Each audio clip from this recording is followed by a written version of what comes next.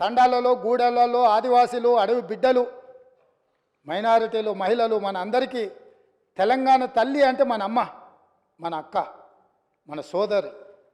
మనం కల్లారా చూసిన మన అమ్మలు, మన అక్కలు, మన కుటుంబ పెద్దలు ఎవ్వరు కూడా వజ్ర వైదూర్యాలతోని కిరీటాలు పెట్టుకొని వడ్డానాలు పెట్టుకొని మనం ఎన్నడూ మన తెలంగాణ తల్లిని చూడలేదు అధ్యక్ష.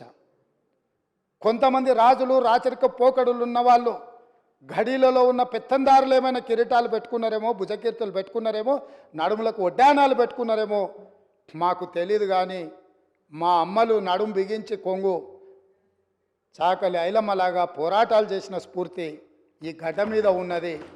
చాకలి ఐలమ్మ స్ఫూర్తిగా తెలంగాణ తల్లి ఉంటుందని మేము అనుకున్నాం. తెలంగాణ తల్లి అంటే ధీశాలి పోరాట యోధురాలుగా ఉంటుంది. లేకపోతే దర్పం ఉట్టిపడే, కళ్ళల్లో కాంతి, ముఖంలో వర్చస్సు, చూపులో ప్రేమ ఆప్యాయత. ఒక తల్లి తన బిడ్డను ఎంత ఇష్టంగా ఎంత ప్రేమగా చూస్తుందో ఆ విధంగా తెలంగాణ తల్లి ఉంటుంది అని మేము ఆశించినాం, ఉండాలని మేము ఆశించినాం. కానీ రాచరిక పోకడలతో కిరీటాలు వజ్ర వైదూర్యాలతో తెలంగాణ తల్లిని మనకు రుద్దాలనే ప్రయత్నం చేసిండ్రు. అందుకే కవులు కళాకారులకు నిలయమైన ఈ తెలంగాణ రాష్ట్రంలో కవుల కళాకారుల నుంచి సూచన తీసుకొని మన అమ్మలాగా మన తెలంగాణ తల్లి ఉండాలి, ఆ తెలంగాణ దర్పం ఉట్టిపడే విధంగా తెలంగాణ తల్లి ఉండాలని మంత్రివర్గం నిర్ణయం తీసుకుంటే కనీసం తెలంగాణ తల్లి విషయంలోనైనా రాజకీయ విభేదాలను ఆలోచనలను పక్కన పెట్టి ప్రతిపక్షం కలిసి వస్తుందేమో అని మేము చూసినాం అధ్యక్ష.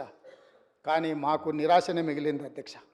అదేవిధంగా అధ్యక్ష, ఆనాడు Osmania university, Kakatiya university, Palamuru university, Mahatma Gandhi university, ఏ యూనివర్సిటీ, ఏ కాలేజు, ఏ పాఠశాల, ఏ నగరం చూసినా, ఏ పట్టణం చూసినా, ఏ గ్రామం చూసినా, ఏ వీధి చూసినా ఆనాడు మారుమోగిన గీతం జయ జయ హే తెలంగాణ. ఈ గానం అందశ్రీ అని ఒక కవి తెలంగాణ ప్రజలకు అందించి గుండెల నిండా ఊపిరి పీల్చుకొని లక్షలాది మంది తెలంగాణ ఉద్యమకారులు, నిరుద్యోగ యువకులు, విద్యార్థులు తెలంగాణ ఉద్యమంలో ముందు భాగాన నిలబడి పోరాటం చేసి ఆనాటి పాలకుల యొక్క దాష్టికానికి నేల కొరిగినా కూడా జయ జయ హే తెలంగాణ నినాదంతో ఈ తెలంగాణ రాష్ట్రాన్ని సాధించినరు. ఈ రాష్ట్రాన్ని సాధించిన జయ జయ హే తెలంగాణ గీతం ఈ తెలంగాణ రాష్ట్రీయ గీతంగా మారుతుంది అని చెప్పి 4 కోట్ల తెలంగాణ ప్రజలు భావించిండ్రు, ఆశించిండ్రు, ఆకాంక్షించిండ్రు. కానీ ఈ గొప్పతనం ఒక దళిత బిడ్డకు, ఈ గొప్పతనం ఆనాడు ఉద్యమాన్ని ఉవ్వెత్తున ముందుకు నడిపించిన ఒక ఉద్యమకారుడికి ఇవ్వకూడదన్న ఆలోచనతో కుట్రతో నాటి పాలకులు జయ జయ తెలంగాణ గానాన్ని, గీతాన్ని తెలంగాణలో వినిపించకుండా నిషేధించినంత పనిచేసిండ్రు అధ్యక్ష. అందుకే ఈరోజు ఆ ఉద్యమ స్ఫూర్తితో ఉద్యమాలను గౌరవించే పార్టీగా, ప్రజల పోరాటాలను గుర్తించి, ప్రజల యొక్క ఆకాంక్షలను మన్నించి, ప్రజల యొక్క ఆలోచనలకే అనుకూలంగా పరిపాలన అందించిన పార్టీగా జయ హే జయ హే తెలంగాణ గీతాన్ని రాష్ట్రీయ గీతంగా ఆమోదించినాం.